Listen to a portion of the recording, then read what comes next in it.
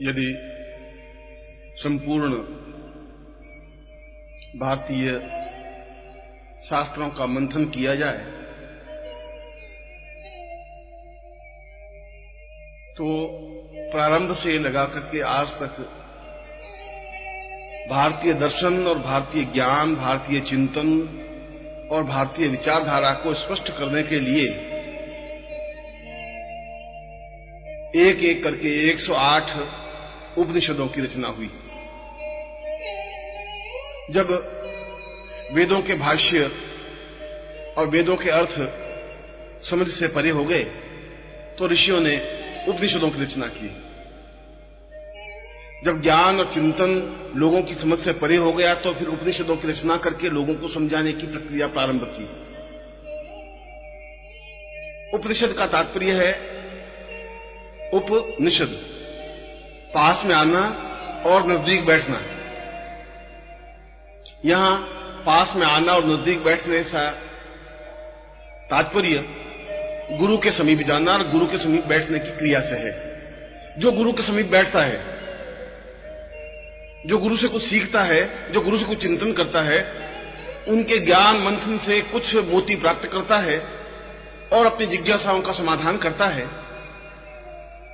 अपने मन की जटिल ग्रंथियों को खोलने का प्रयास करता है, और ऐसी क्रिया करने वाले को उपनिषद कहते हैं। उपनिषद कोई कागजों के टुकड़े नहीं है, उपनिषद कोई इबारतें नहीं है, लिखी हुई कोई पंक्तियां नहीं है।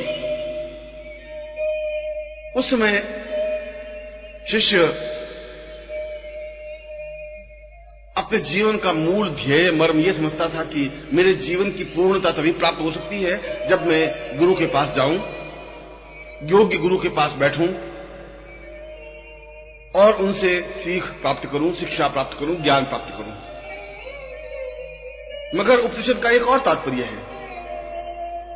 गुरु के पास बैठना ही उपनिषद नहीं है। उपनिषद का मतलब है नजदीक जाना।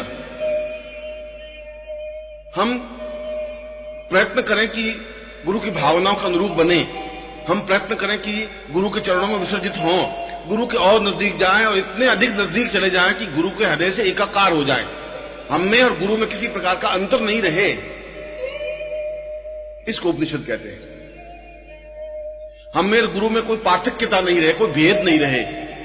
उनकी विचारधारा हमारी विचारधारा, उनकी भावभूमि हमारी भावभूमि, उनका चिंतन हमारा चिंतन एक हो जाए। और उपनिषद का प्रारंभिक तत्व ही यही है कि तुम प्राण मम प्राण, तुम देह मम देह, तुम ज्ञान मम ज्ञान, तुम चिंतनम मम चिंतनम। तुम्हारा सारा चिंतन, तुम्हारा सारा ज्ञान, तुम्हारा सारा जो कुछ भी भाव सरणी है वह मेरी बन जाए और मैं अपने आप में बिल्कुल समाप्त हो जाऊं, मेरा कुछ अस्तित्व नहीं रहे, मैं अपने आप में आपके चरणों में विसर्जित कर दूं और विसर्जित करके बहुत कुछ प्राप्त कर सकूं। इस स्थिति को उपनिषद कहते हैं।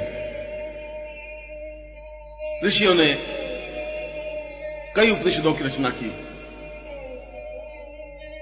कठोपनिषद, मांडुक्य उपनिषद, तैत्तरीय उपनिषद और एक एक करके 108 उपनिषदों की रचना होती गई। जहां भी ज्ञान की गुत्थी उलझती, जहां ज्ञान की गुत्थी को सूत्र में समझाने की व्याख्या सही ढंग से नहीं हो पाती तो उस सूत्र को विस्तार से स्पष्ट करने के लिए उपनिषदों की आवश्यकता पड़ी। एक सूत्र को लिया और एक सूत्र को विस्तार से विवेचित किया और इसे उपनिषद बनाया। उपनिषदों का तात्पर्य है कि हम उस सूक्ति को गहराई के साथ समझ सकें, हृदय के अंदर उतार सकें, पूर्णता के साथ चिंतन मनन विचार धारणा कर सकें।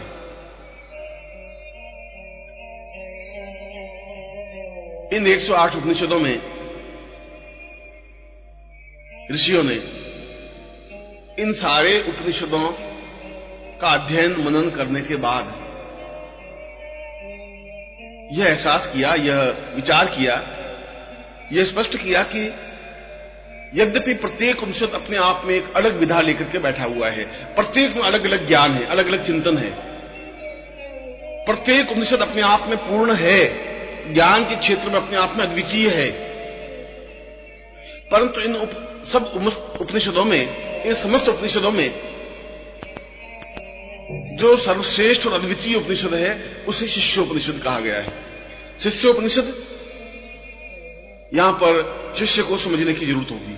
उपनिषद और शिष्य में कोई अंतर ही नहीं है, दोनों का शब्द अर्थ एक है। शिष्य का मतलब है शिष्य होना, नजदीक होना, और गुरु के हृदय के नजदीक पहुंचना, और ऐसी स्थिति तक पहुंच जाना कि गुरु के हृदय से एकाकार हो सके, उसको शिष्य कहते हैं। शिष्य का तात्पर्य कोई देह से नहीं है, शिष्य का तात्पर्य कोई शरीर से नहीं है, शिष्य का तात्पर्य खड़े होकर हाथ जोड़ने से नहीं है, शिष्य का तात्पर्य कोई दीक्षा लेने से नहीं है। यह तो एक भाव है। पूर्णता और शिष्यता तो तब प्राप्त होती है जब हम दीक्षा लें और दीक्षा लेकर के गुरु के पास जाएं, गुरु के पास पहुंचे, गुरु से एकाकार हो सके और अपने आप को पूर्ण रूप से विसर्जित करके गुरु के हृदय में एकाकार हो जाएं, तब हमारी शिष्यता प्रारंभ होती है। तब शिष्यता का समापन नहीं हो पाता, और जहां शिष्यता नहीं है वहां उपनिषद भी नहीं है। कि उपनिषद का तात्पर्य भी गुरु के नजदीक जाना है और उनके हृदय से एकाकार होकर ज्ञान प्राप्त करना है। शिष्य का तात्पर्य भी है कि गुरु के नजदीक जाना है और उनके हृदय से एकाकार होकर ज्ञान प्राप्त करना है। इस दृष्टि से देखा जाए तो उपनिषद और गुरु, उपनिषद और शिष्य, इन दोनों में समान धर्मिता है। दोनों का एक ही लक्ष्य है, एक ही चिंतन है, एक ही विचार है, एक ही भावना है, और दोनों इस पथ के लिए प्रयत्नशील हैं कि उस महासागर में से हमें कुछ बूंदे प्राप्त हो जाए। जो ज्ञान का अथाह समुद्र है उसमें से हम अवगाहन करके अपने आप को पवित्र और दिव्य बना दें। और इसीलिए शास्त्रकारों ने, ऋषियों ने, महर्षियों ने, योगियों ने, वे चाहे किसी भी धर्म और संप्रदाय के रहे और वे चाहे किसी भी प्रकार के शैव या वैष्णव या ब्राह्मी संप्रदाय या अघोर संप्रदाय, और इस शास्त्र में और तंत्र साधना में और मंत्र साधना में जितने प्रकार के संप्रदाय बने, उन सारे संप्रदायों में सभी योगियों ने और सन्यासियों ने, शास्त्रज्ञों ने और चिंतकों ने, विचारकों ने इस बात को स्वीकार किया कि जब तक हम शिष्योपनिषद को समझे नहीं, तब तक, जब तक उसको अपने हृदय में उतारे नहीं, तब तक अन्य उपनिषद पढ़ना ही व्यर्थ है, तब तक जीवित रहना ही व्यर्थ है, तब तक जीवन में आगे बढ़ने की क्रिया संभव ही नहीं है। और इसीलिए उन्होंने एक स्वर से स्वीकार किया कि शिष्योपनिषद प्रत्येक व्यक्ति का प्रारंभिक हेतु है और जीवन का अंतिम हेतु है। अन्य उपनिषद पढ़े या नहीं पढ़े, अन्य उपनिषदों की चर्चा करें या नहीं करें, अन्य उपनिषदों के मर्म समझे या नहीं समझे, तो कोई जरूरत नहीं है। क्योंकि यदि हम सही ढंग से शिष्योपनिषद समझ लेते हैं और उस शिष्योपनिषद को अपने हृदय में उतार लेते हैं, तो अन्य उपनिषद तो अपने आप हमारे हृदय में उतर जाएंगे, अन्य उपनिषद तो अपने आप हमारी समझ में आ जाएंगे। उनके लिए प्रयत्न करने की जरूरत नहीं है। क्योंकि जब हम गुरु के हृदय में उतरेंगे तो गुरु का जितना अथाह ज्ञान है उनसे हम संपृक्त हो जाएंगे, उनसे हम संबंधित हो जाएंगे, वह सब कुछ ज्ञान हमें अपने आप प्राप्त हो जाएगा।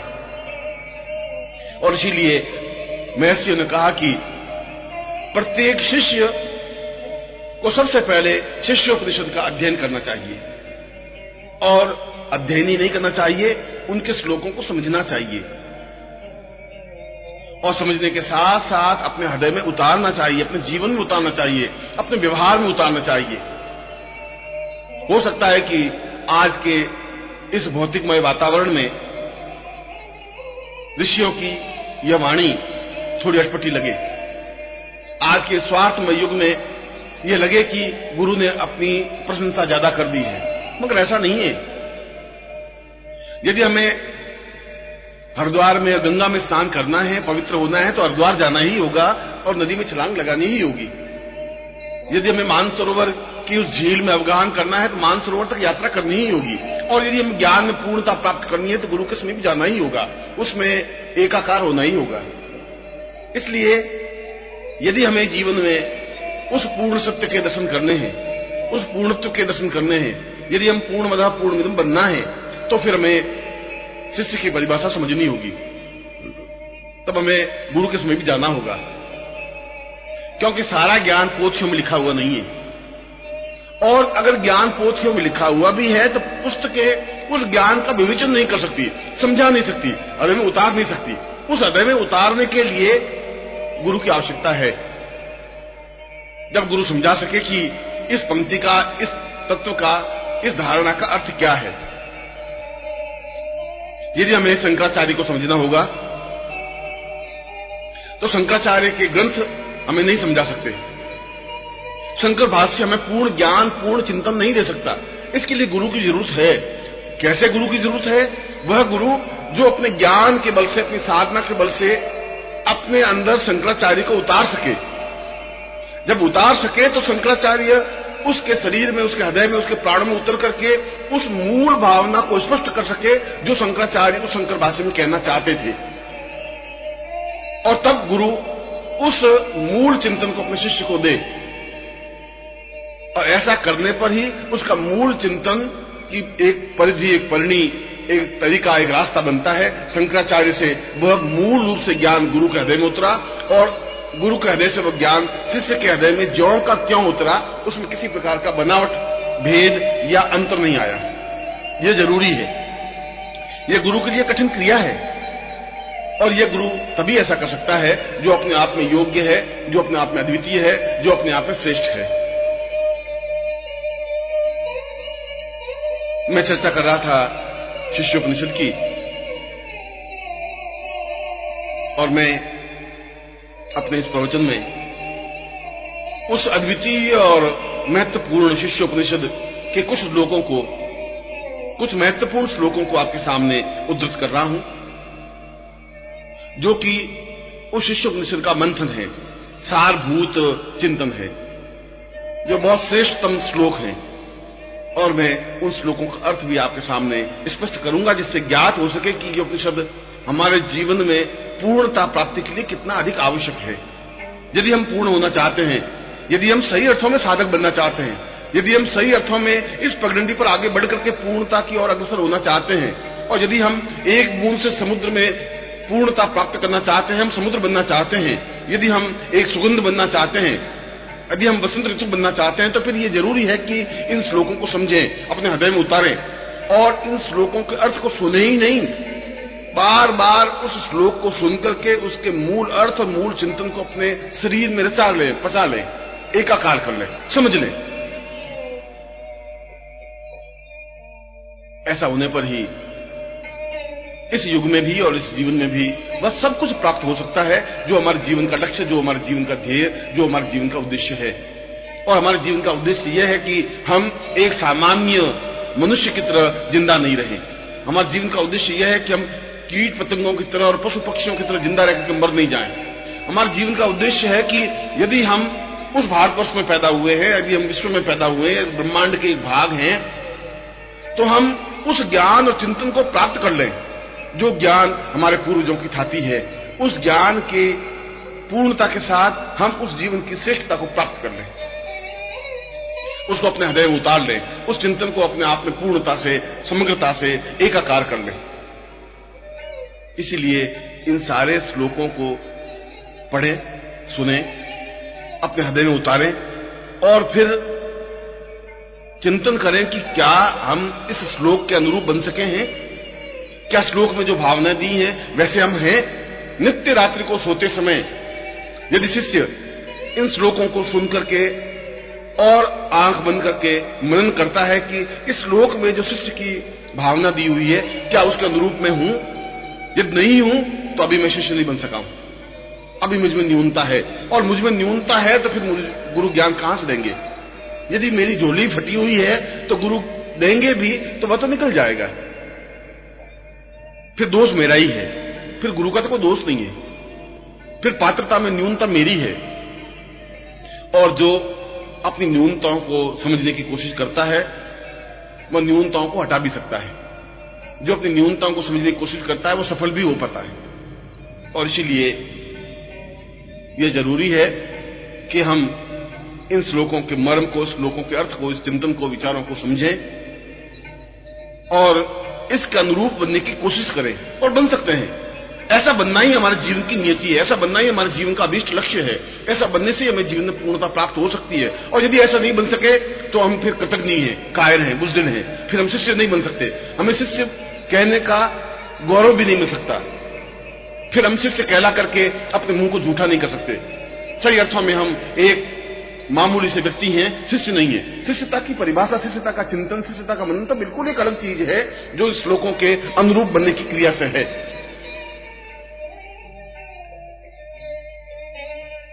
मैं कुछ महत्वपूर्ण श्लोकों को इस प्रवचन के माध्यम से स्पष्ट कर रहा हूं, जो हमारे ऋषियों ने कहा है, मैंने नहीं, जो हमारे पूरे शास्त्रों के मंथन ने कहा है और विवेचन किया है। यदि उस युग में यह वाणी सत्य थी, यदि ब्राह्मण काल में यह वाणी सत्य थी, यदि रामायण महाभारत काल में यह वाणी सत्य थी, और यदि शंकराचार्य ने इस शिष्योपनिषद को अपने जीवन में उतारने का प्रयास किया और कहा कि शिष्योपनिषद को एक धार्मिक ग्रंथ की तरह अपने जीवन में उतारना चाहिए, तभी हम ज्ञान में पूर्णता प्राप्त कर सकते हैं, और उस समय अगर ये वाणी सत्य थी तो आज के युग में भी ये वाणी सत्य है। युग नहीं बदले हैं, मनुष्य बदल गया है, और उस बदले हुए मनुष्य में से हमें नए मनुष्य को ढूंढना होगा। इस बदले हुए मनुष्य में से हमें उन मनुष्यों को छांटना होगा जो अपने आप में नवीनता को लेकर के आगे बढ़ रहे हैं, जो ज्योति स्तंभ हैं, जो दीप स्तंभ हैं, जो आगे बढ़ने का हौसला हिम्मत रखते हैं, जो सही अर्थों में शिष्य बनने का गौरव प्राप्त करने में सक्षम हैं। और यदि इस भीड़ में से, समाज की भीड़ में से 5, 10, 15, 20, 25, 50 भी ऐसे शिष्य निकल आए तो यह पृथ्वी वापिस सुखी और सफल और संपन्न हो जाएगी। यदि हम 100 शिष्य भी ऐसे इस पृथ्वी तल पर निकाल सके तो ये देश, ये विश्व, ये ब्रह्मांड अपने आप में वापस उन्नत, वापस सुखी, वापस सफल, वापस ज्ञानवान, चेतना युक्त और वापस अपने आप में अद्वितीय बन सकेगा। इसलिए मैं उन ऋषियों की वाणी को इन श्लोकों के माध्यम से स्पष्ट कर रहा हूं।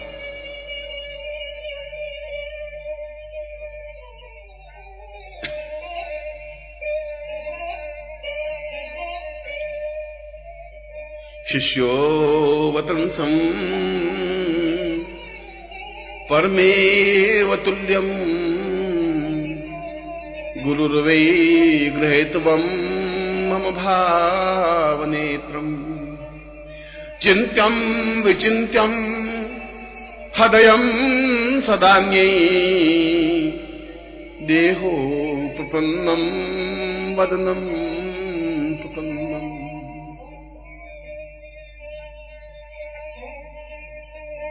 शिष्य का तात्पर्य है निरंतर अनुकूल बनने की प्रक्रिया की ओर अग्रसर होना। निरंतर एक एक क्षण इस बात के लिए सचेष्ट और प्रयत्नशील रहे कि मुझे गुरु के अनुरूप बनना है। गुरु में जो गरिमा है, जो गुरु में ज्ञान है, जो गुरु में पवित्रता है, जो गुरु में दिव्यता है और जो गुरु में गुण है, उन गुणों के अनुरूप मुझे बनना है, आगे बढ़ना है, सफलता प्राप्त करनी है। यदि गुरु में कुछ अवगुण है तो शायद वह उनकी लीला है, हम नहीं समझ सकते। यदि हम गुरु को ही समझ लेंगे तो फिर हम शिष्य रहे ही कहां, फिर तो हम स्वयं गुरु बन गए।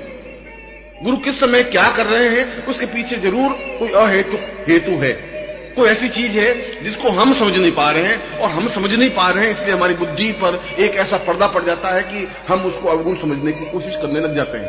हो सकता है कि वह उनकी कोई क्रिया हो सकता है कि वह उनकी साधना पद्धति हो सकता है कि उनका कोई चिंतन हो सकता है कि वह कुछ विशेष करना चाह रहे हो और उसके लिए किसी पात्र की, किसी स्थान की, किसी चिंतन की आवश्यकता हो। गुरु ज्यादा समझ सकते हैं। हमें उन चिंतनों को समझने की जरूरत नहीं है, उनके गहराई में जाने की जरूरत नहीं है। हमें तो उनके समीप जाना है, उनके अनुरूप बनना है। और श्लोक में स्पष्ट किया है कि जो गुरु आज्ञा दे उन आज्ञाओं का हम पालन करें। आज्ञा का पालन करना और एकमात्र आज्ञा का पालन करना, केवल आज्ञा का पालन करना ही शिष्य का परम कर्तव्य है। यदि हमने तर्क वितर्क किया तो शिष्य ताकि उस भावभूमि से एकदम से परे हट जाते हैं।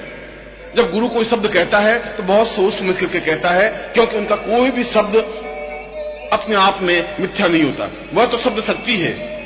उन्होंने जिस शब्द का प्रयोग किया वह अपने आप में शक्ति का आधारभूत है।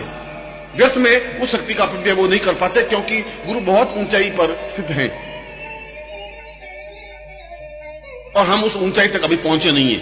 वह एक समुद्र है, हम केवल एक बूंद हैं, और बूंद होकर के हम ये समझें कि हम समुद्र को समझने की कोशिश कर रहे हैं या हमने समुद्र को समझ लिया, तो इससे ज्यादा मूढ़ता और इससे ज्यादा न्यूनता कुछ नहीं हो सकती। एक बूंद समुद्र को नहीं समझ सकती। उस समुद्र को समझने के लिए उस बूंद को अपने विशाल परिधि में समुद्र बनना होगा। इसलिए जो समुद्र आज्ञा दे, बूंद को पालन करना जरूरी है। और यदि बूंद समुद्र बनना चाहे तो फिर बूंद को अपने आप को विसर्जित करके समुद्र में एकाकार होना होगा। और यदि वह समुद्र के पानी में, समुद्र में एकाकार हो जाती है, लीन हो जाती है, अपना अस्तित्व मिटा देती है, तो वह बूंद अपने आप में अलग बूंद नहीं कहलाती, वह समुद्र का एक भाग बन जाती है। फिर उसको समुद्र कहते हैं, समुद्र देवता कहते हैं। इसलिए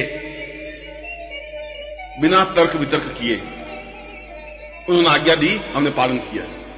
बस केवल एक ही लक्ष्य, एक ही मार्ग की, वो क्या आज्ञा देते हैं, हम क्या आज्ञा पालन करते हैं।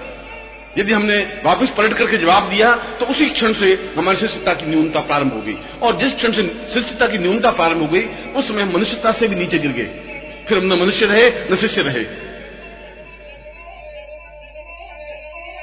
और इस श्लोक में शिष्य कि उन पांचों चिंतनों को स्पष्ट किया है कि एक शिष्य को गुरु के नजदीक जाने के लिए प्रारंभिक इन 5 तत्वों पर तो निरंतर अमल करना ही चाहिए।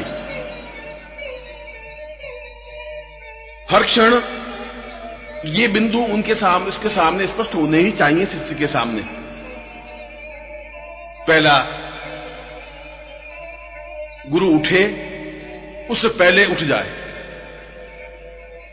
जितने बजे गुरु उठे हम उससे पहले उठ करके तैयार हो जाएं, स्नान करके, पूजा करके, संध्या करके, जो कुछ हमारा दैनिक नित्य क्रियाकलाप है उसको संपन्न करके जब खड़े हों तब गुरु उठने की क्रिया हो। उससे पहले सारी काम कंप्लीट हो जाना चाहिए।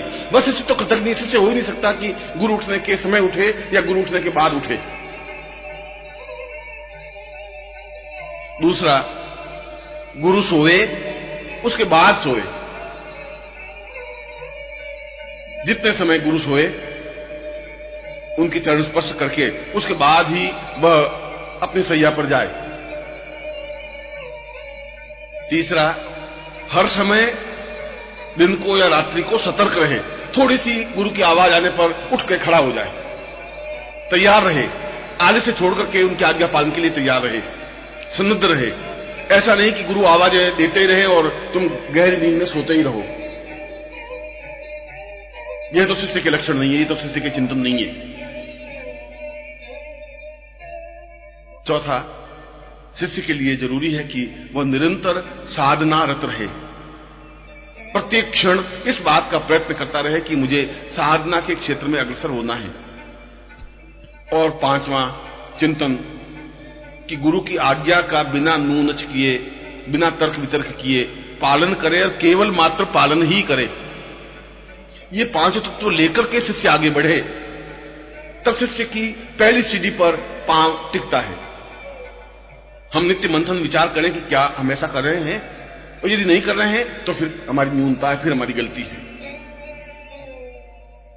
और इस श्लोक में यह स्पष्ट किया है कि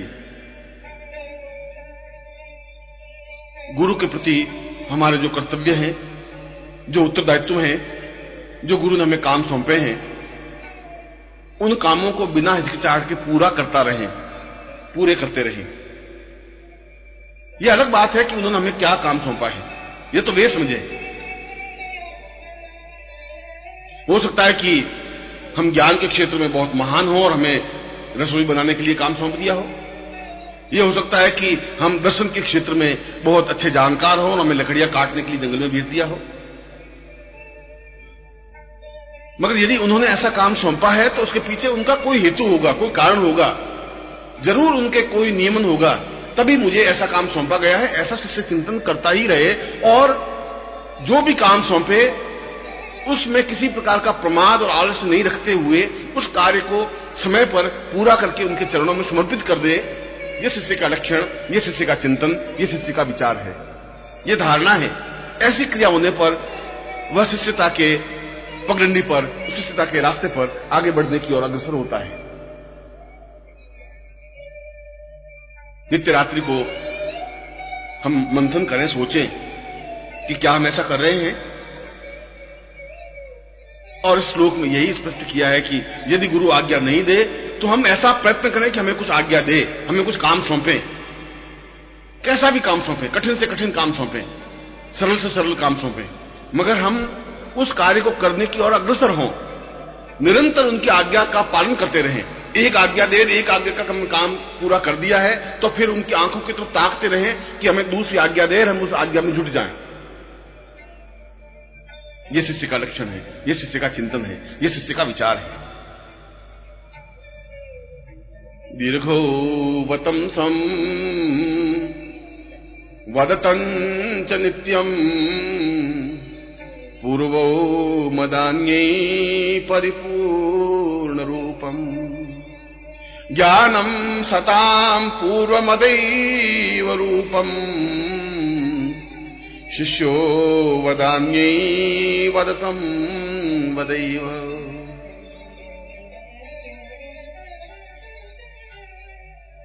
शिष्य शब्द बना है आज्ञा पालन में, और शिष्य शब्द बना है निरंतर उनकी सेवा करने में। सेवा और आज्ञा ये दो साधन हैं जिसके माध्यम से शिष्य आगे की ओर अग्रसर होता हुआ पूर्णता प्राप्त करता है। जो सेवा नहीं कर सकता वह समर्पण भी नहीं कर सकता, और जहां समर्पण नहीं है वहां शिष्यता नहीं है। इसलिए शिष्यता के तीनों शब्द अपने आप में एक अर्थ ही है, एक ही अर्थ है, सेवा, समर्पण और शिष्यता। जहां सेवा है वहां समर्पण है, जहां समर्पण है वहां शिष्यता है। और इन तीनों का जब समन्वय होता है, जब तीनों तत्व एक साथ मिल जाते हैं, तब गुरु के पास में शिष्य आगे बढ़ने की ओर अग्रसर होता है। तब समझना चाहिए कि मैं आगे बढ़ रहा हूं। यदि उसमें सेवा करने की भावना नहीं है, और यहां सेवा का तात्पर्य उस श्लोक में, इस उपनिषद में स्पष्ट किया है कि जो गुरु की इच्छा है उस कार्य को प्रसन्नता पूर्वक करने की क्रिया को सेवा कहते हैं। यदि गुरु पानी पीना चाहे और हम उनके सामने अच्छे भोजन लाके रख दें, ये सेवा नहीं है। उनके लिए उस समय उनको पानी का प्यास बुझाना जरूरी है, सही समय पर उनकी सेवा करनी जरूरी है। और निरंतर जैसे चकोर चांद को ताकता रहता है, उसी प्रकार से निरंतर हमारी आंखें उनके चरणों की ओर टिकी हुई रहे। वह शिष्य हो ही नहीं सकता कि जो उनकी आंख से आंख मिला करके बात करे, वो शिष्य नहीं हो सकता। वो तो कृतज्ञ है, पापी है, वो तो अपने आप में दुष्ट है, वो अधर्मी है। इतनी हमें क्षमता नहीं है कि पहाड़ की ऊंची चोटी पर हम खड़े होकर के बात करें। हमारी आंखें निरंतर अगर हम उनके सामने उपस्थित हों तो उनके चरणों की ओर हो, घुटनों से ऊपर हमारी आंख उठे ही नहीं। वो आज्ञा दें और हम आज्ञा का पालन करें। बहस करना या तर्क वितर्क करना, ये सामने बोलना तो घटियापन का एक अंतिम तरीका है, एक बहुत घटिया और छोटा उपाय है। वह तो शिष्यता की एक न्यूनता है। इसलिए श्लोक में बताया गया है कि शिष्य वह है जो गुरु बुलाए तो उसके सामने उपस्थित हो, मगर नजरें उसकी झुकी हुई हों, दृष्टि उनकी गुरु के चरणों पर हो, और मन में निरंतर ये भाव रहे कि मुझे अवसर मिले और मैं गुरु के पांव दबाऊं, मुझे अवसर मिले और मैं उनके शरीर की सेवा करूं, उनके शरीर की मालिश करूं, उनके शरीर को सुख दूं, उनको स्नान करवाऊं, उनके लिए जल की व्यवस्था करूं, उनके लिए वस्त्रों की व्यवस्था करूं, उनके कपड़े धोऊं, और वह सब कुछ काम करूं जिसके माध्यम से गुरु प्रसन्न हो सके, गुरु को सुख मिल सके। जहां गुरु को सुख मिलने की क्रिया है वह सेवा की क्रिया है, और ऐसी सेवा करने वाला व्यक्ति ही, ऐसा सेवा करने वाला शिष्य ही सही अर्थों में गुरु में हो सकता है। गुरु की सेवा करना शिष्य का पहला कर्तव्य है, आगे बढ़ने का एक क्रिया है, और यह सेवा आगे बढ़कर के समर्पण की भावना में परिवर्तित हो जाता है। क्योंकि छाया की तरह गुरु के साथ रहना और निरंतर उनकी रक्षा करते हुए उनकी सेवा में रत रहना और उनको सुख पहुंचाने का हर क्षण मन में भाव रखना समर्पण है। हर क्षण इस बात का चिंतन रहे कि हम चाहे दूर हों चाहे नजदीक हों, ये जरूर नहीं है कि हम हर क्षण गुरु के चरणों के पास ही हों। यदि गुरु हमें काम सौंपते हैं, उनसे 100, 200, 500, 1000 किलोमीटर दूर हों, वहां पर भी हमारा चिंतन हर समय गुरु के चरणों में रहे। हर क्षण ऐसा प्रयत्न रहे कि कोई तरीका हो जिससे हम गुरु से बातचीत कर सकें, उनसे आज्ञा प्राप्त कर सकें, उनको कहें कि आप हमें उस आज्ञा दीजिए, मैं उस काम को करूं। और यदि उन्होंने कोई काम सौंप दिया है तो सारे काम छोड़कर उस कार्य को संपन्न करें बिना किसी प्रकार का विचार किए। ऐसी क्रिया को समर्पण कहा जाता है। समर्पण का मतलब है अपने पूर्णता के साथ विसर्जित कर देने की क्रिया। जो कुछ हम हैं, हमारी बुद्धि, हमारी भावना, हमारे विचार, हमारा चिंतन और हमारा देह, हमारे प्राण, सब कुछ उनके चरणों में समर्पित करते हुए केवल इसी बात के लिए प्रयत्नशील रहें कि वो आज्ञा दें, हम करें। इस बात का विचार किए बिना कि वह क्यों और क्या आज्ञा दे रहे हैं, कैसी आज्ञा दे रहे हैं और उन आज्ञा देने के पीछे उनका मतलब और मकसद क्या है, हम इनको नहीं सोचें। सोचना शिष्यता की न्यूनता है। इसलिए न्यूनता है कि हम गुरु की ऊंचाई को नहीं समझ सकते। जब नहीं समझ सकते तो एक नीचे खड़ा हुआ व्यक्ति उस हिमालय की सर्वोच्च चोटी को वहां से खड़ा खड़ा नहीं देख सकता, समझ नहीं सकता। और जब सेवा और समर्पण में शिष्य पारंगतता प्राप्त करता है, जब वह पूर्ण रूप से सेवामय बन जाता है, जब पूर्ण रूप से समर्पण युक्त बन जाता है, तो अपने आप में साधना का उदय उसके प्राणों में होने लग जाता है। उसके लिए फिर मंत्र जाप जरूरी नहीं है, क्योंकि सेवा ही अपने आप में मंत्र है, समर्पण ही अपने आप में पूरी साधना है। साधना करने के लिए काली के मंत्र जाप करना या लक्ष्मी के मंत्र जाप करना आवश्यक अनिवार्य है ही नहीं। यदि हम पूर्ण रूप से सेवा कर लेते हैं, यदि हम पूर्ण रूप से समर्पित कर लेते हैं, अपने आप को समर्पित करते हुए समर्पण कर लेते हैं, तो अपने आप में समस्त देवियां और समस्त साधनाएं स्वतः हमारे सामने उपस्थित हो जाती हैं। और ऐसी स्थिति होने पर ही हम सही अर्थों में शिष्य कहलाने का गौरव प्राप्त करते हैं। तब हम कह सकते हैं कि हम शिष्य हैं, तब हम कह सकते हैं कि हमने शिष्यता प्राप्त की है, तब हम कह सकते हैं कि हम शिष्य के अनुरूपता हैं।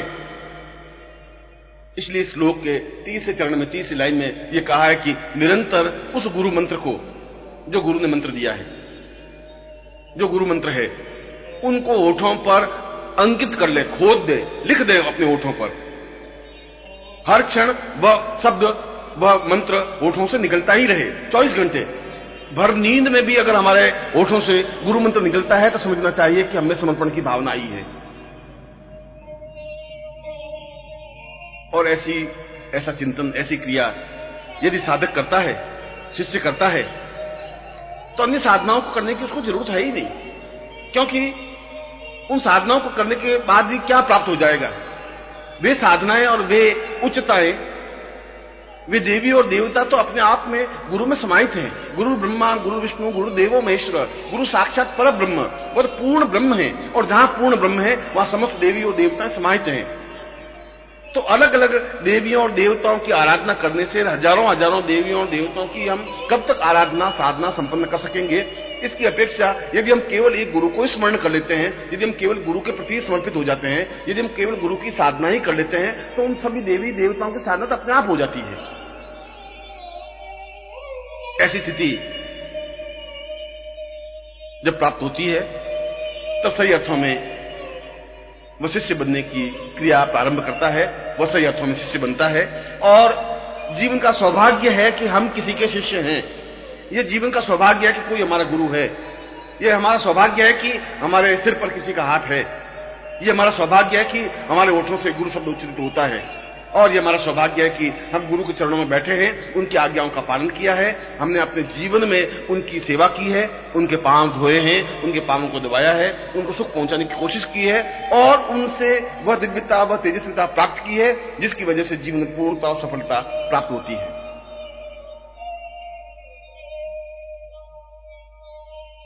दिव्यो वदन्तम् भवनित्य रूपम् चिन्त्यं विचिन्त्यं भवतां सदैवम् तापोत्रयं पूर्णमदैव रूपम् गुरुर्वैकतान्यं गुरुर्वैवतान्यम्।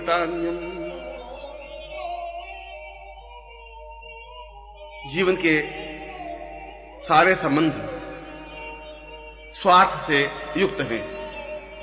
यदि हमारी पत्नी है तो स्वार्थ की वजह से हमारी पत्नी बन सकी है या हम उनके पति बने हैं तो स्वार्थ है। यह स्वार्थ है कि वह मेरे घर में रहे, यह उसका भी स्वार्थ है कि मुझे एक पति मिले, और ये स्वार्थ है कि मुझे पुत्र उत्पन्न हो। और जिस क्षण पति नहीं रहता उसके बाद भी न तो उसके प्राण निकलते हैं, न वो मृत्यु को प्राप्त होती है, न मन में किसी प्रकार का चिंतन विचार आता है। 4-6 दिन, महीने, 2 महीने रो लेती है, वापस उसके जीवन का क्रियाकलाप वैसा ही चलने लग जाता है जैसा पति के समय था। इसका तात्पर्य यह हुआ कि केवल स्वार्थ के आधार पर संबंध था। पति और पत्नी के संबंध, पुत्र के संबंध, पौत्र के संबंध, भाइयों के संबंध, माता पिता के संबंध, ये संबंध तो केवल स्वार्थ पर आधारित है। यदि हम कमा करके देते हैं तो पिता हमारी प्रशंसा करता है, और यदि हम कमा के नहीं दें तो पिता में गाली देने लग जाता है, कहता है तुम कुपूत है, बेकार है, व्यर्थ है। तो हम अच्छे और बुरे नहीं थे, हमारा कमाने और नहीं कमाने की स्थिति अच्छी और बुरी थी। नहीं कमा रहे इसलिए खराब हो गए हम, और हम कमा रहे थे इसलिए बहुत बुद्धिमान हो गए। इसलिए कि हमारे पिता पुत्र का संबंध स्वार्थ पर आधारित था। सारे समाज के संबंध स्वार्थ पर आधारित हैं, चाहे मित्र हो, चाहे पड़ोसी हो, चाहे मां हो, चाहे बाप हो, चाहे भाई हो, चाहे बहन हो, चाहे रिश्तेदार हो, चाहे पति हो, चाहे पत्नी हो, चाहे पुत्र हो। मगर एक संबंध ऐसा है जिनसे हमारा कोई स्वार्थ नहीं होता, वह गुरु है। क्योंकि गुरु हमारा भाई नहीं होता, गुरु हमारे मां नहीं होते, बाप नहीं होते, संबंध नहीं होते, पति नहीं होते, पत्नी नहीं होते। वह बिल्कुल एक अलग तत्व है, और अलग तत्व होने के बावजूद भी हम उनसे जरूर से ज्यादा प्यार करते हैं, प्रेम करते हैं, उनमें एकाकार होने के लिए प्रयत्नशील हैं, और वह भी हमें उतना ही ज्यादा प्यार, प्रेम और स्नेह देता है। इसलिए ये संबंध मृत्यु के बाद भी समाप्त नहीं होते। मृत्यु के बाद भी गुरु बिल्कुल हमारे संपर्क में रहते हैं, उस समय तक जब तक हम अन्य लोकों में विचरण करते हुए वापस जन्म नहीं ले लें, वापस सयाने नहीं हो जाए, वापस समझ प्राप्त नहीं कर लें, और वापस हम उस गुरु के वापस चरणों तक नहीं पहुंच जाएं। इस सारे क्रियाकलाप में गुरु की दृष्टि बराबर हम पर बनी रहती है। इसलिए उनका ऋण तो अपने आप में अद्वितीय ऋण है, जिसको हम उतार नहीं सकते। और जो गुरु से संबंध नहीं रख सकता वो समाज से भी संबंध नहीं रख सकता। जो गुरु को पसंद नहीं कर सकता वह संसार में किसी को पसंद नहीं कर सकता, अपने आप को भी पसंद नहीं कर सकता, वह देवताओं को पसंद नहीं कर सकता। जो गुरु को संतुष्ट नहीं कर सकता वह देवताओं को संतुष्ट कैसे करेगा? जो गुरु की सेवा नहीं कर सकता वह देवताओं की सेवा कैसे कर सकेगा? जो गुरु मंत्र का सही ढंग से जप नहीं कर सकता वह साधना के मंत्र जप कैसे करेगा? यह तो संभव नहीं है। इसलिए इन क्षण भंगुर संबंधों को, क्योंकि कोई भाई हमारा है तो तब तक हमारा भाई है जब तक हम जीवित हैं। जो ये मृत्यु को प्राप्त हुए हमारा भाई का संबंध समाप्त हो जाता है, हमारे पिता का संबंध समाप्त हो जाता है।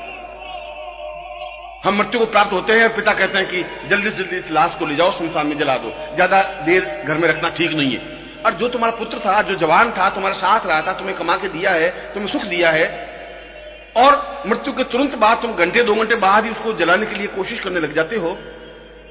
कितना स्वार्थमय संबंध है। और जैसा कि मैंने बताया कि गुरु का संबंध, गुरु और शिष्य का संबंध स्वार्थ में नहीं होता, वो मृत्यु के बाद भी गुरु तक तो उसके साथ रहता है। गुरु बराबर उसकी प्राण तत्व पर ध्यान रखता है, और जिस लोक में भी जाता है, जिस योनि में भी जाता है, गुरु तक तो उसके साथ रहता है। जब तक वापिस जन्म नहीं ले लेता तब तक वो प्रयत्नशील रहता है गुरु कि मेरा शिष्य वापिस जन्म ले ले, समझे, और सयाना होने के बाद मेरे चरणों में वापिस पहुंच जाए। इस पूरी एक परिक्रमा तक गुरु साथ रहता है। इसलिए गुरु शिष्य के संबंधों को संसार का और ब्रह्मांड के अद्वितीय संबंधों को कहा गया है। ऐसे संबंध नहीं बन सकते, ये तो अपने आप में अद्वितीय संबंध है। और इसीलिए जीवन में यह जरूरी है कि हम दौड़ करके, हुलस करके गुरु के पास पहुंचे। हमारे चेहरे पर एक प्रसन्नता का भाव हो, मरा हुआ भाव नहीं हो, उदास नहीं हो, चिंतित नहीं हो, परेशान नहीं हो, दुखी नहीं हो। हम इस प्रकार से उल्लसित होते हुए जाएं जैसे एक बछड़ा दौड़ते हुआ गाय के थनों से जाके मिल जाता है, गाय के पास पहुंच जाता है। अपनी मां के पास पहुंचने में उस बछड़े को कितनी खुशी होती है, कितनी दौड़ होती है, कितना आह्लाद होता है, कितनी उछलता है। ठीक इसी उछल कूद के साथ हम गुरु के चरणों के पास पहुंचे, यदि हम गुरु ने आवाज दी हो तो। और यदि गुरु ने आवाज नहीं भी दी हो तब भी हमारी ड्यूटी, हमारा कर्तव्य, हमारा धर्म है कि हम उनके चरणों के पास पहुंचने के लिए प्रयत्न करें, जाएं, उनके चरणों की ओर अपनी दृष्टि से देखें, हम खड़े रहें, उनकी आज्ञा को प्राप्त करें और उनकी आज्ञा का पालन करें। और गुरु हमारी स्थिति का, हमारे देह का, हमारे प्राणों का जो उपयोग करे हम करने दें, ये हमारा सौभाग्य होगा। ये तो हमारा विशेष सौभाग्य होगा कि गुरु ने हमारे देह का उपयोग किया, गुरु ने हमारे प्राणों का उपयोग किया। गुरु ने हमारे कर्तव्यों का उपयोग किया, गुरु ने हमारे कार्यों का उपयोग किया, गुरु ने हमारी भावनाओं का उपयोग किया। ये हमें सौभाग्य दिया। उनकी आज्ञा अपने आप में आज्ञा नहीं है। ये हमारे लिए सौभाग्य की बात है कि हजारों हजारों शिष्यों में से हमें यह काम सौंपा। ये तो हमारा शरीर एक मुट्ठी भर राख के मूल्य से ज्यादा मूल्यवान है ही नहीं। हम चाहे इस पे कितना ही घमंड करें, कितना ही गर्व करें, इसमें कुछ नहीं है। यदि सही अर्थों में देखा जाए तो इसमें लार, थूक, मल और विष्ठा के अलावा इस शरीर में है क्या? एक खून है, नाड़ियां हैं, हड्डियां हैं, मल है, थूक है, लार है, विष्ठा है। फिर भी गुरु ने अपने प्राणों से इस शरीर को पवित्र किया है, हमारे शरीर को स्पर्श किया है, हमें दीक्षा दी है और इस शरीर का उपयोग करने का प्रयत्न किया है। इससे ज्यादा हमारा सौभाग्य क्या हो सकता है? हमारे कार्यों का उपयोग करना शुरू किया है, हमें कार्य सौंपे हैं, हमें अपने पास बुलाया है और हम उलझते हुए उनके पास पहुंचे हैं। और जो शिष्य उलझता हुआ, उमसता हुआ, दौड़ता हुआ, उछलता हुआ और प्रसन्नता के अतिरेक में उनके चरणों में पहुंच जाता है, वह सही अर्थों में शिष्य है। और उनके चरणों में उसी प्रकार से बैठ जाए जिस प्रकार से जब चिड़िया बाहर जाती है दाना लेने के लिए और जब घोंसले में वापस लौटती है तो उस चिड़िया का बच्चा जिस प्रकार से उमस करके उसके पंखों के नीचे छुप जाता है, चिपक जाता है उसके सीने से, अपनी मां के सीने से, उस वक्षस्थल से चुप करके बिल्कुल निर्भयता अनुभव करने लग जाता है, उसी प्रकार से हम उनके चरणों में लिपट जाएं, अपने आप को सुरक्षित कर लें, उलझ करके, उमस करके उनके चरणों में एकाकार हो जाएं। जिस प्रकार से एक बेल पेड़ के चारों ओर लिपट करके एकाकार हो जाती है, उसी प्रकार हम अपने हाथों को बेल बना करके और उन गुरु के चरणों से लिपट जाएं, एकाकार हो जाएं, अपने आप को समग्रता के साथ उनके शरीर से एकाकार कर दें। अगर ऐसी स्थिति हमारे जीवन की है और बनती है तो हम शिष्य हैं। और यह शिष्यता की एक श्रेष्ठता है।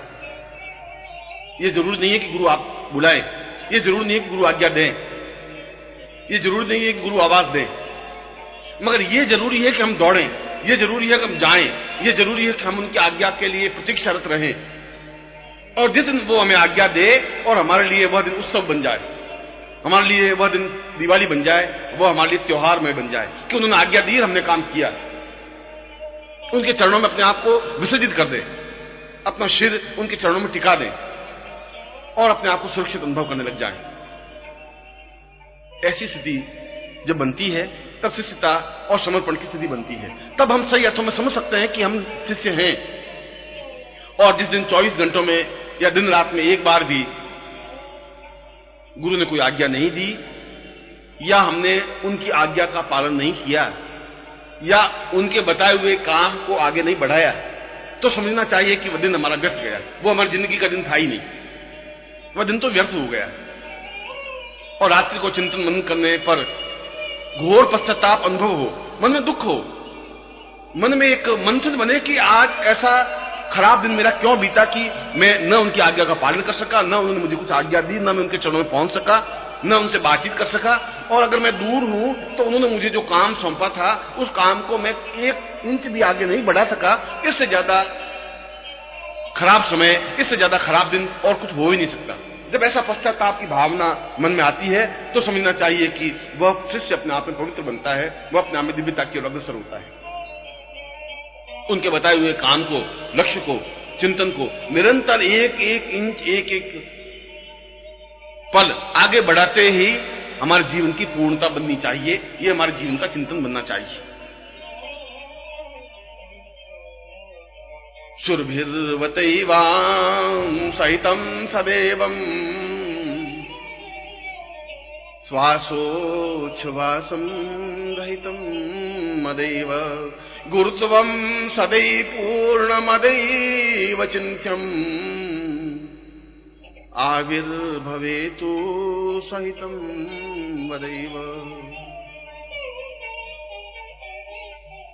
गुरुदेव तो हिमालय के समान अत्यंत पवित्र और दिव्य हैं, अपने आप में अद्वितीय हैं, गौरी शिखर की तरह अपने आप में पवित्र हैं, श्रेष्ठतम हैं। और हम उस पूरे स्वरूप को अपनी आंखों में उतारें, एक तक उनको देखते रहें, उनके स्वरूप को देखते हुए अघाए ही नहीं, हमारी आंखें प्यासी की प्यासी रहे। जितनी बार भी हम गुरु को देखें, एक नवीन तरीके से हम देखने की क्रिया करें। ऐसा लगे कि इस पूरे व्यक्तित्व को अपनी आंखों में उतार लें, अपने प्राणों में बसा लें, अपने शरीर में एकाकार कर लें। उसकी प्यास बुझे ही नहीं। और शिष्य की अगर प्यास बुझ जाती है, देखने की भावना समाप्त हो जाती है, तो शिष्य है ही नहीं।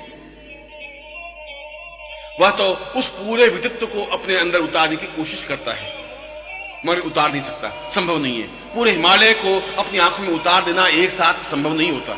मगर यदि हम प्रयत्न करते हैं, निरंतर इसी लक्ष्य की ओर अग्रसर होते हैं, निरंतर हमारी प्यासी आंखें एक टक देखती रहती हैं, उनकी आहट को सुनती रहती हैं। ऐसा लगता है कि अभी अभी गुरु कमरे में आए और हमसे बात की है, अभी अभी एक सुगंध का झोंका आया है और एहसास करके गया है।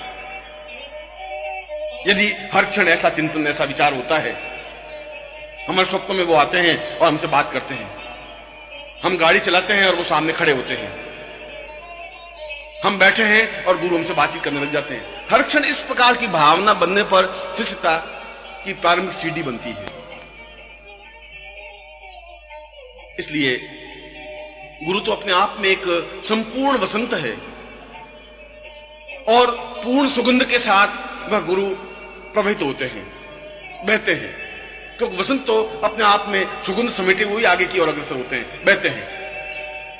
ये हमें गुण होना चाहिए कि हम उस सुगंध को अपने आप में समावित कर लें, उस सुगंध को नथनों में भर लें, नेत्रों के माध्यम से, नथनों के माध्यम से, नाक के माध्यम से, कानों के माध्यम से, मुख के माध्यम से और शरीर के रोम रोम के माध्यम से उस सुगंध को, उस वसंत को अपने आप शरीर में उतार लें। यह अपने आप में उतार देने की क्रिया समर्पण और शिष्यता की क्रिया है। गुरु तो अपने आप में एक मेघखंड है, बादल है, जिसमें अत्यंत मधुर अमृत भरा हुआ है और हम एक टक देखते रहें और यह हमारा सौभाग्य बने कि उस बादल को हमारे ऊपर बरसने के लिए प्रेरित करें। हम उस जगह खड़े हों जहां बादल हम पर बरसे, जहां गुरु की कृपा बरसे और हम भीग जाएं। हमारा तन, हमारा मन, हमारे प्राण, हमारी चेतना, हमारी दृष्टि, सब कुछ उस अमृत से भीग कर एकाकार हो जाए। हम अपने आप में आनंदित, प्रफुल्लित और अद्वितीय बन जाएं। गुरु तो जीवन का सौभाग्य होता है, जिसको अपने ललाट पर, अपनी मांग में भरने की जरूरत है। गुरु तो एक स्वामी होते हैं, अपने सखा होते हैं, अपने मित्र होते हैं, अपने स्वजन होते हैं, अपने बंधु होते हैं और जीवन की पराकाष्ठा होते हैं। उनको बाहों में भर लेना, उनको प्राणों में उतार लेना, उनको अपने आप में एकाकार कर लेना जीवन की श्रेष्ठता है। और वास्तव में वह सौभाग्यशाली हैं। वास्तव में उनके भाग्य से देवता भी ईर्ष्या करते हैं जो गुरु को अपनी बाहों में भर सकते हैं। वास्तव में उनका तो कोई तुलना, उनकी कोई मुकाबला हो ही नहीं सकता कि जो गुरु के चरणों में अपने आप को विसर्जित कर लेते हैं, अपना सिर उनके चरणों में टिका देते हैं। वास्तव में उसकी तुलना तो हो ही नहीं सकती कि उनका वरदहस्त हमारे सिर पर हो और उस क्षण को हम जीवित जागृत चेतनता के साथ पी सकें। गुरु की एक मोहिनी छवि, एक अद्वितीय रूप, एक अद्वितीय सौंदर्य अपनी आंखों के माध्यम से हम उतार सकें, अपनी आंखों में बसा सकें, 24 घंटे उन आंखों से उनको निहार सकें, देख सकें, उनको अपनी भुजाओं में भर सकें, उनको अपने सीने से लगा सकें, उनको हम सुख पहुंचा सकें, उनको हम संतुष्टि दे सकें, उनको जीवन की पूर्णता और तृप्ति दे सकें, उनको प्यार दे सकें, उनको प्रेम दे सकें, उनको एक अद्वितीयता दे सकें। ये हमारे जीवन का सौभाग्य है। ये उनकी कृपा है कि हमें ऐसा अवसर दिया। ये उनका एक श्रेष्ठता का हेतु है कि उन्होंने हमें चुना। और यदि ऐसा होता है तो हमें समझना चाहिए कि वास्तव में करोड़ों करोड़ों मनुष्यों में से हमारा विशेष सौभाग्य है। करोड़ों करोड़ों मनुष्यों में हम कुछ हैं कि हमें गुरु ने अपने पास बुलाया है। जरूर हमारा विशेष सौभाग्य है कि हम आध्यात्मिकता के रास्ते पर आगे बढ़े हैं। जरूर हमारे जीवन के पुण्य उदय हुए हैं कि उन्होंने अपने पास बुलाया है, आवाज दी है, उनकी ओठों पर हमारा नाम है। यह बहुत बड़े सौभाग्य की बात है। हजारों लाखों शिष्यों में से मेरा नाम गुरु के ओठों पर है, गुरु ने मेरे नाम को आवाज देकर के बुलाया है। इससे बड़ा सौभाग्य और क्या हो सकता है जीवन में। इसलिए गुरु को एक सुगंध कहा गया है, गुरु को एक मस्ती कहा गया है। गुरु को जीवन की छलछलाहट कहा गया है, जीवन को और गुरु को अपने जीवन की पूर्णता कहा गया है। गंगा का एक जल कहा गया है जिसमें स्नान करने से अपने आप में दिव्य देह और पवित्रता बन जाती है। उनको सिद्धाश्रम का सिद्ध पुंज योगी और सिद्धाश्रम का सिद्ध योगा झील का एक हेतु कहा गया है कि हम गुरु के चरणों में रुके, ठीक ऐसा ही लगे कि जैसे सिद्ध योगा झील में अपने आप में अवगाहन कर रहे हैं। इसलिए तो शिष्य की महानता है, इसलिए तो उसके जीवन के इतिहास बनते हैं। और शिष्य के जीवन का इतिहास यही है कि जीवन के किसी पन्ने पर गुरु ने उसको बुलाया था, जीवन के किसी पन्ने पर गुरु के चरणों में हम रहे। हमारे पूरी जिंदगी के किसी पन्ने पर यह लाइन लिखी हुई है कि गुरु ने हमें अपनाया, अपनी भुजाओं में भरा, अपनी बाहों में समेटा, हमसे बातचीत की। और जीवन के किसी पन्ने पर यह लिखा होगा कि हमने अपनी आंखों से गुरु के स्नेह को, प्यार को, सौंदर्य को अपनी आंखों के माध्यम से प्राणों में उतारा। हमने उनको संगीत सुनाया, हमने उनको वाद्य यंत्र सुनाए, हमने उनकी सेवा की, हमने उनको प्रसन्न किया। और इसके बदले में गुरु इतना अधिक ज्ञान, उतनी अधिक चेतना, अधिक प्राण तत्व दे देते हैं कि हमें पता ही नहीं चलता और हमारा सारा शरीर दिव्य, पवित्र और अद्वितीय बन जाता है। हमारे सारे पाप धुल जाते हैं, हमारा सारा मलिनता खत्म हो जाती है। ये मामूली देह अपने आप में दिव्य देवतामय देह बन जाती है। ऐसा ही तो जीवन हमें चाहिए। और जब ऐसा जीवन प्राप्त होता है तभी हमारे जीवन की पवित्रता और दिव्यता, तभी हमारे जीवन की श्रेष्ठता और अद्वितीयता प्राप्त होती है।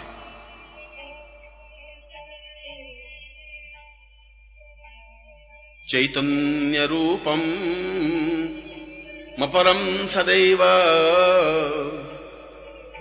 ज्ञानोवतैवै सहितं वदार्ये किं तत्त्वरूपम अपरम त्वदेयं चिन्त्यं विचिन्त्यं गुरुवै प्रपन्नम्। शिष्य का तात्पर्य है अपने जीवन को सौभाग्य में परिवर्तित कर देने की क्रिया। यह हमारा सौभाग्य है कि हम इस पृथ्वी तल पर उपस्थित हैं, जीवित हैं, जागृत हैं, चैतन्य हैं। और उससे भी बड़ा सौभाग्य है कि हमारी पीढ़ी का सौभाग्य है, हमारे जीवन का सौभाग्य है कि हमें अपने जीवन में कोई ऐसा जागृत और चैतन्य गुरु मिला। हमारी पिछली पीढ़ियों को ऐसा गुरु नहीं मिल सका, हमारे दादाओं को, हमारे परदादाओं को नहीं मिल सका, ये उनका दुर्भाग्य है। हमारे आने वाली पीढ़ियों को ऐसा गुरु मिल सके ये कोई जरूरी नहीं है, पर ये हमारा सौभाग्य है कि हमारे जीवन में कोई ऐसा गुरु है और हम उनके चरणों में हैं। ये दूसरा सबसे बड़ा सौभाग्य है। जो शंकराचार्य के चरणों में रहे वे रहे। आज का एक व्यक्ति चाहे करोड़ रुपए खर्च करके भी शंकराचार्य के चरणों में बैठना तो संभव नहीं हो सकता। जो कृष्ण के साथ रहे वो रहे, हम उनके साथ नहीं रह सके, ये हमारा और हमारी पीढ़ी का दुर्भाग्य है। मगर आज जो गुरु हैं उनके चरणों में हम बैठे, ये हमारा सौभाग्य है। यदि हम इस सौभाग्य से वंचित हो जाते हैं तो फिर हमारे जैसा कोई कृतज्ञ नहीं हो सकता, फिर हमारे जैसा कोई पापी नहीं हो सकता, फिर हमारे जैसा कोई न्यून नहीं रह सकता।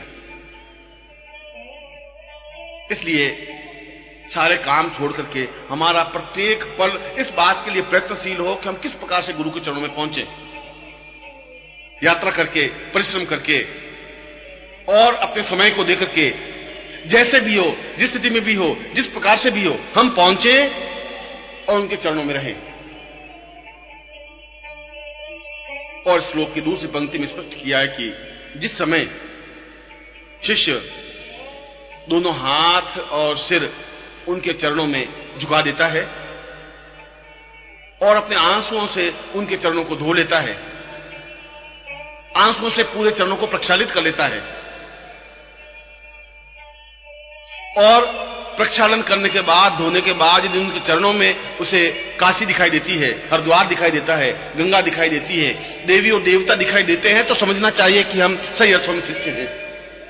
हम झुकें और उनके चरणों में देवता दिखाई दे जाए, हम झुकें और उनके चरणों में मंदिर, मस्जिद, काबा दिखाई देने लग जाए, हम झुकें और उनके चरणों में सारे इष्ट और सारे देवता और महाकाली और महालक्ष्मी और महासरस्वती साक्षात रूप में हमारे सामने विद्यमान हो जाए, ऐसा सौभाग्य हो जाए तो हमारे जीवन की धन्यता है, फिर हमारे जीवन की पूर्णता है, फिर हमारे जीवन की अद्वितीयता है।